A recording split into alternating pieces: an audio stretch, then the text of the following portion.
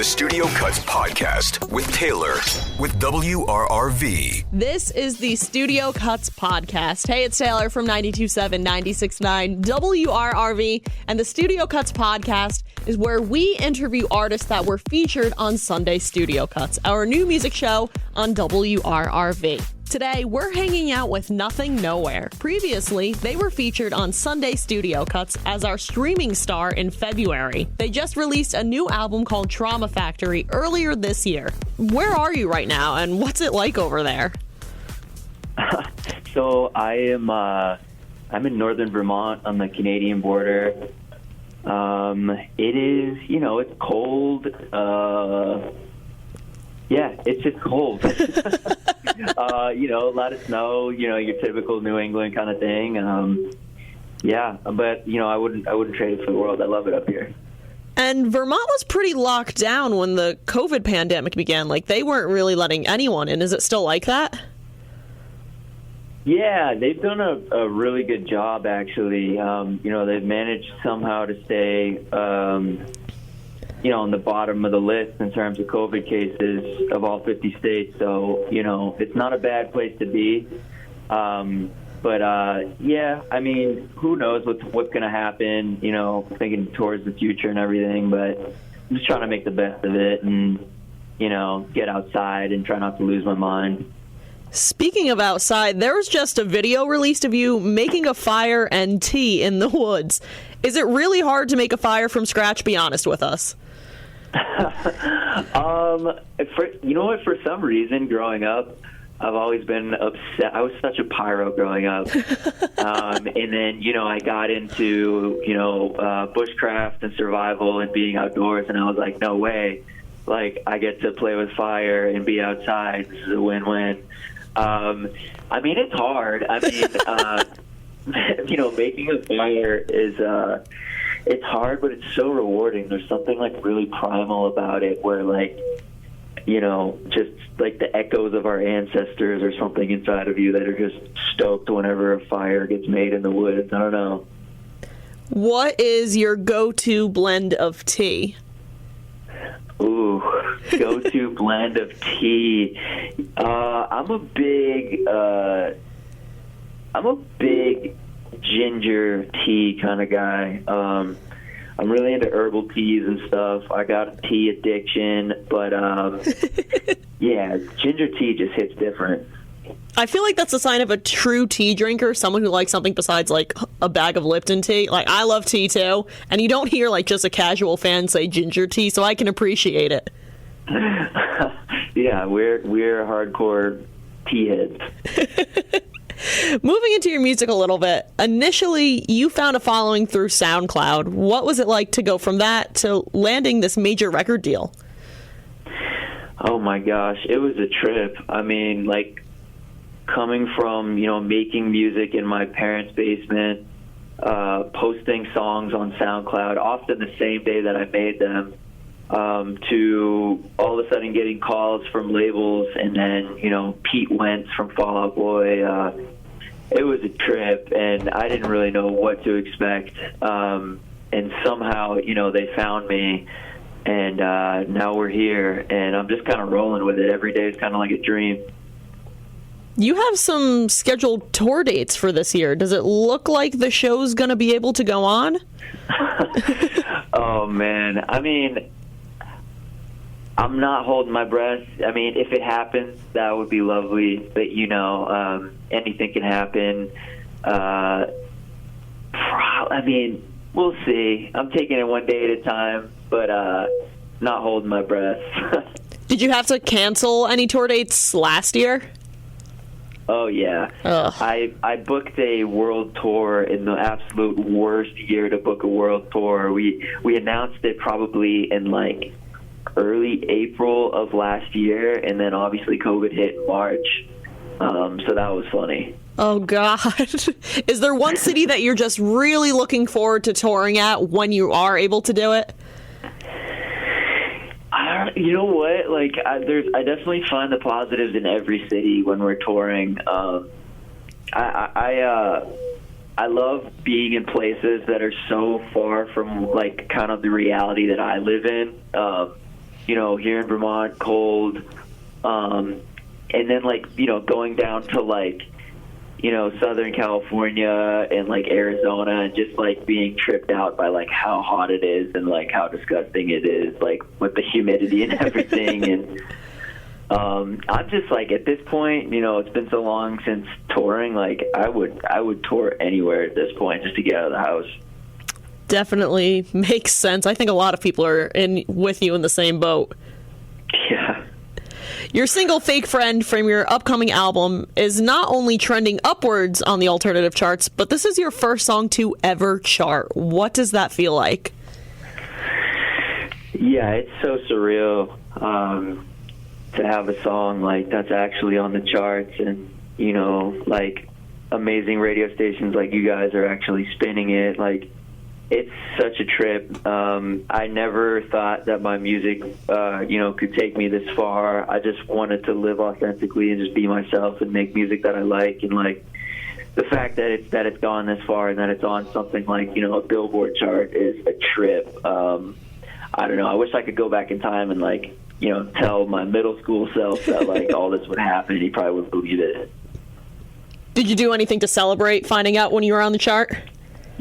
I don't know. I think I grabbed a pint of, like, non-dairy Ben and Jerry's ice cream and just kind of, like, chilled out at my house and, like, kept, like, texting my manager, like, this is wild, I love the Ben and Jerry's tying into you being in Vermont as well. Yeah, we got to support it. In January, you released the video for Fake Friend. What was the inspiration behind the video? Yeah, so the video for Fake Friend, like, I grew up in the 90s and early 2000s, and I was always infatuated with, like, the over-the-top, like, kids commercials back then. They were just weird and like, saturated and really surreal, and I actually reached out to the director and was like, hey, can we, like, make something that looks like this? And I sent them a bunch of, like, like Nickelodeon commercials. So we did that, and essentially, like, the plot, Fake Friend is about, like, having a bad relationship with social media. So we see the main characters kind of being, like, sucked in and ultimately, like, destroyed by their phones. Do you find yourself having a bad relationship with social media, or did you draw inspiration from the world around you of people's relationship with social media? Oh, I have a terrible relationship with social media. It's kind of weird being a musician in 2021 because it's almost like a necessary evil. Like, that's the primary vehicle to, like, promote your music, but at the same time, like, it can't be good for you to be always checking on what people are saying about you, like, looking at other people's profiles. So it's weird. It's weird times we're living in.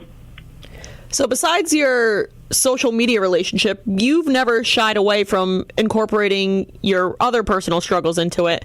Why did you decide to write about your personal mental health struggles with some of your songs? I don't know. I've just always kind of, like, worn my heart on my sleeve and been honest about my situation.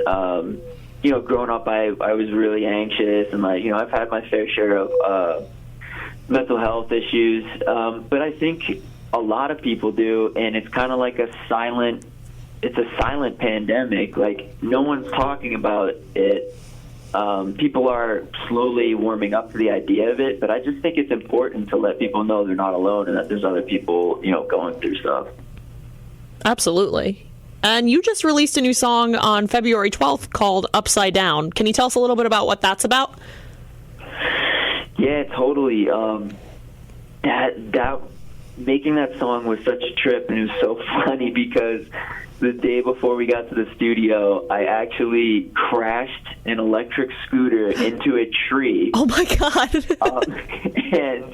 And I showed up to the studio the next day, and I was all dizzy and nauseous still, and I was like, hey guys, I'm not feeling good. I'm going to go to the MRI.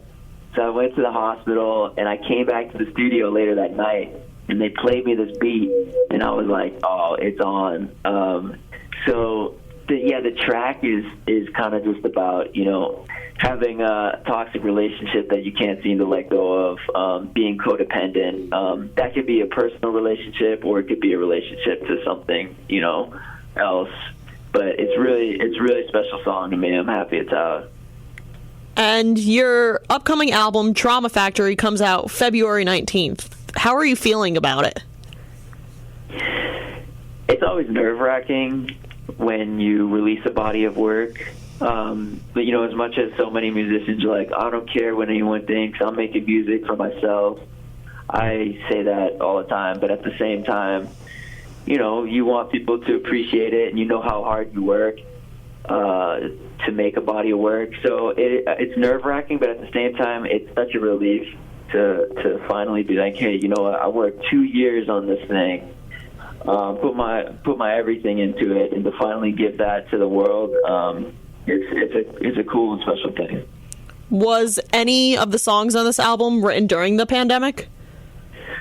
Yeah, a fair share of these songs were written during the pandemic.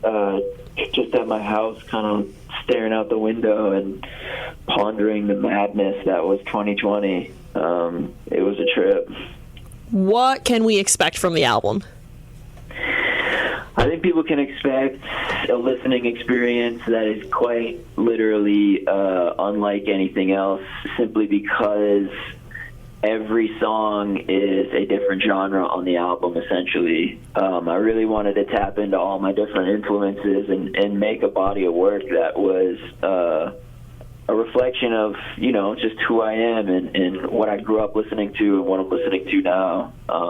So I can't wait for people to hear it. Wow, it's exciting to hear there's going to be such a range of music on the album. My last question for you, if someone were to come to your area, obviously not in a pandemic, what is the one thing they have to do, see, eat, whatever it is? What is it?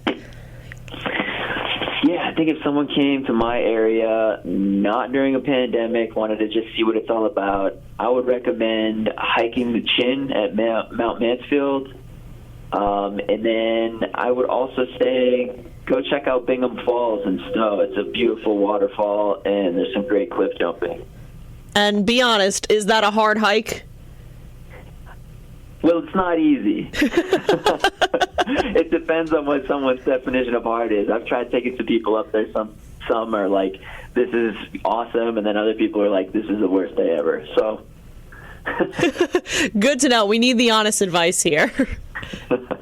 Yeah. Well, thank you for hanging out with me and the Studio Cuts podcast, Joe.